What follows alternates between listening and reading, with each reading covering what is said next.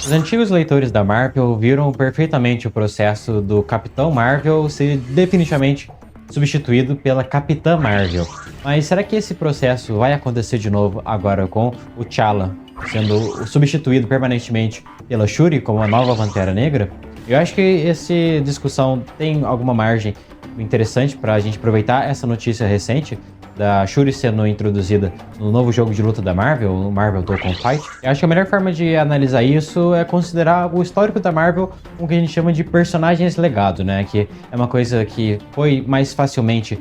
feita pela DC, pensando como que ela fez com os Robins, ou até a questão do manto dos Flashes, do Lanterna Verde serem passados com uma frequência mais comum, enquanto a Marvel desde sempre teve uma certa dificuldade em estar passando para frente o manto de certos personagens, com exceção de alguns que foram em tese esquecidos, né, como a gente vê a questão do Tocha Humana original ser substituído pelo Johnny Storm, ainda na Marvel retrô, digamos assim. Mas a gente viu um certo movimento pós-Guerras Secretas de 2015, com o All New, All Different, introduzindo uma variante de cada personagem, como a gente viu a Riri Williams sendo a nova Mulher de Ferro, né? No caso, a Coração de Ferro, assim como introduziu a Jane Foster como a Thor. E dentro desse mar de personagens, inclusive boa parte deles tendo uma certa rejeição do público, a gente teve sim caso de sucesso de alguns personagens, como a gente vê o Robbie Ray sendo até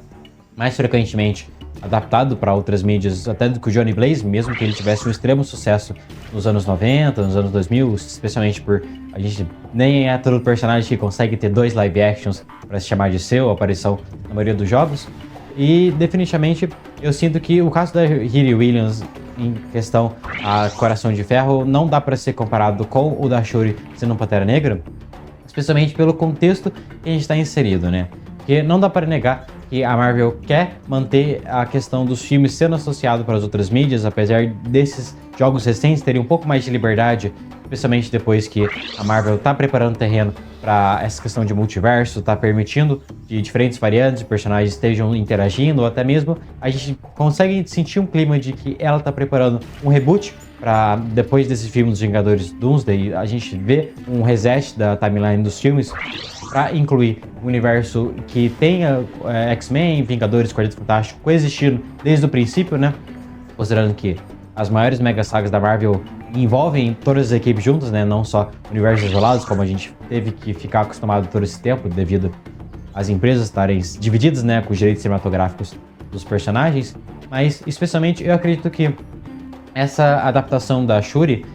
tem tudo a ver com essa questão de sinergia com o universo Marvel. Mas antes de aprofundar nesse sentido, eu convido vocês a se inscreverem aqui, porque a gente é a central da SHIELD, em que eu trago toda a minha bagagem de quadrinhos ou até mesmo de conhecimento sobre o universo cinematográfico da Marvel, séries, desenhos. Eu tento estar por dentro de tudo e trago o meu ponto de vista para vocês, justamente trazendo esses debates que estão rolando na internet. O pessoal é natural e a gente fica inseguro sobre o futuro do universo Marvel, seja na questão das adaptações dentro do cinema ou fora deles.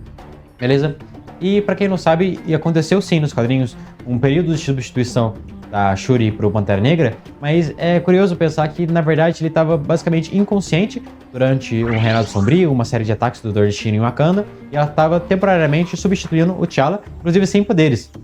E não só a gente vê uma certa rejeição do público, mas dentro dos quadrinhos a gente vê uma rejeição da deusa Bast, né? A Pantera, que é um pouco mais recorrente do que nos filmes, quando eles atingem aquele mundo abstrato, que eles, depois de ingerir a erva, né? Basicamente nos quadrinhos eles têm um certo acesso mais facilitado com a deusa, e ela rejeitou totalmente a Shuri por conta dela ter aquelas questões psicológicas, uns conflitos, uma certa, digamos, incompatibilidade com seria o dever do Pantera Negra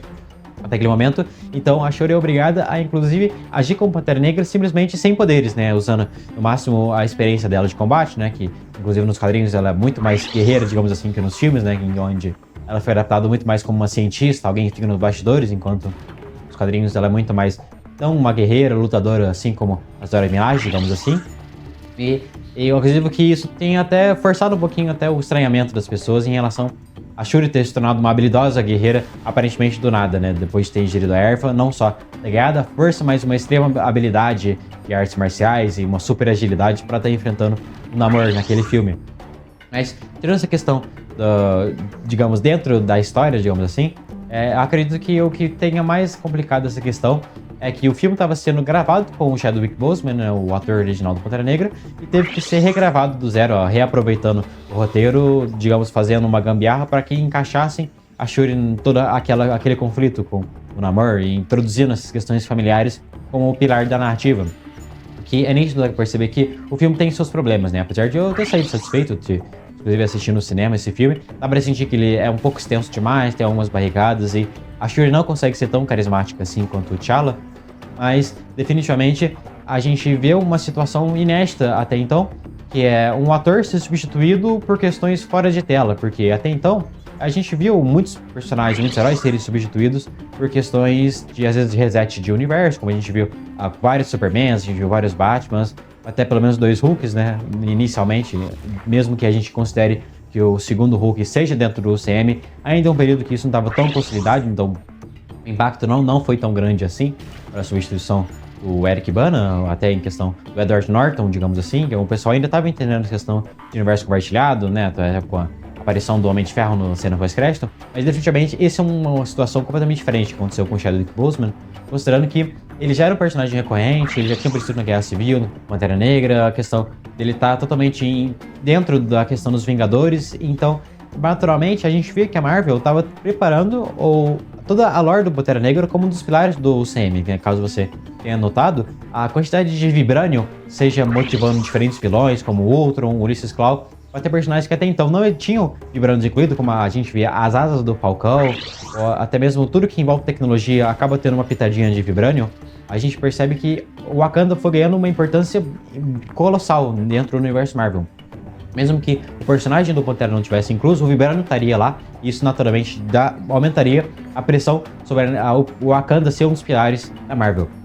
E no fim das contas, é necessário para que a cronologia continue seguindo, que eles tivessem que substituir o T'Challa com a Shuri, né? Mesmo que não só carregando o manto do Pantera Negra, mas a simbologia dele ser um ponto de contato dos Vingadores com o Vibranium, digamos assim, ou até sendo um reforço a mais para que eles tivessem a permissão para estar fazendo até upgrades nos super-heróis, como a gente via a questão do braço do Bucky ser feito de Vibranium também, ou até necessariamente eles vão poder ter margem para estar solucionando alguns problemas utilizando tecnologia, né? Porque é muito comum que às vezes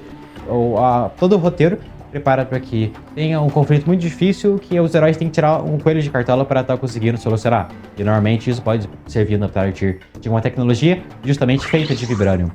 Então, eu acredito que a Marvel vai aproveitar essa questão da Shuri temporariamente, até que elas consigam engatar esse remake, digamos assim, esse reboot, para resetar a cronologia da Marvel, e justamente vai ser o momento que ela vai ter a oportunidade de trocar todos os atores, né? Por mais que ela tá ensaiando essa última dança, digamos assim, de trazer todos os atores antigos, não só dos Vingadores, mas também dos X-Men e até possivelmente do Quarteto Fantástico, quem sabe, apesar de não ter sido confirmado a primeira versão do Quarteto Fantástico, mas eu particularmente não duvido que eles possam ter uma pontinha, assim como o Tocha Humana teve no filme do Deadpool. Mas eu acredito que eles vão aproveitar mais um tempo com a Shuri antes de tentar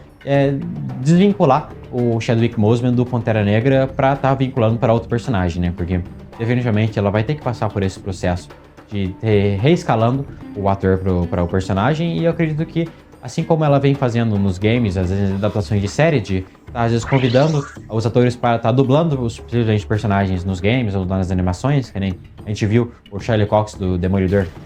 ator do Demolidor, tá dublando o personagem dele na animação mais recente do Homem-Aranha, mesmo que seja universo narrativo, porque faz sentido para ela tá tentando criar essa unidade, especialmente para as pessoas que são um público mais casual, que às vezes não estão acompanhando as questões de quadrinhos ou diferentes universos, então é mais crível para ela estar simplesmente associando o personagem ao mesmo rosto, ou de forma consistente, uma mesma voz de forma consistente. Eu realmente acredito que a gente vai ver a Shuri ganhando espaço mais um tempo, até que ela de fato seja resetada, considerando até a importância do T'Challa para todo o universo Marvel, considerando que ele teve lá nas primeiras gerações de Vingadores, ou aparecendo nos primeiros gibis do Quarteto Fantástico, ou até mesmo considerando que a importância dele ter sido o primeiro super-herói negro da Marvel, que tem um peso gigantesco para a história dele. Então, eu realmente não acho que ele vai ter o mesmo destino que o Capitão Marvel, de ser 100% substituído pela sua contraparte feminina, digamos assim. Até porque, no fim das contas, a gente vê que esses personagens de legado da Marvel, eles acabam sendo nichados para diferentes públicos. Então, a gente pega uma história do Robbie Reyes como motoqueiro fantasma, apesar de ele ter extremamente ganhado popularidade, ele tem um teor mais urbano, enquanto o Johnny Blaze ele acaba sendo mais para um lado sobrenatural, indo para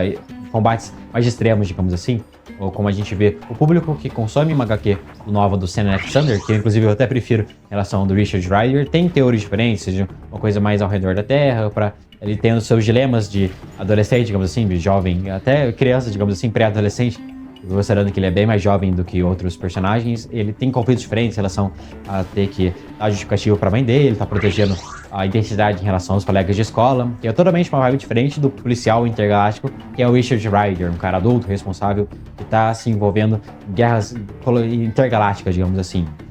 E, naturalmente, eu acredito que esses personagens legados vão se manter assim, sendo destinados para públicos diferentes e coexistindo, não simplesmente ser uma substituição completa, né? Considerando que, nesse caso, Pantera Negra, um tem que dar espaço pro outro, no fim das contas, para adaptações do cinema, ou adaptações que seria, por exemplo, em série, né? Que envolve orçamento, cria um roteiro mais restrito, digamos assim. Mas nos quadrinhos, quem viu, tá acostumado que eles, inclusive, coexistem, assim como a gente tem dois Capitães América, né? No caso, o Sam Wilson e o Steve Rogers, coexistindo, às vezes lutando lado a lado dentro dos Vingadores, inclusive nas histórias mais recentes.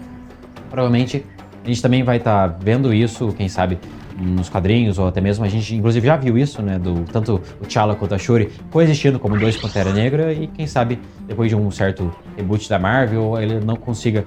não só trazer o T'Challa de volta, mas até manter os novos fãs da Shuri vendo ela em combate, não só sendo esse suporte de laboratório, digamos assim. Mas eu quero saber qual que é a sua opinião sobre esse assunto, se você tá curtindo essa adaptação da Shuri,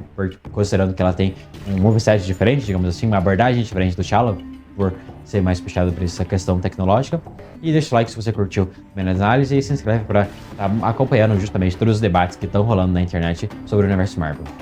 Beleza? Certinho? E até mais, gente.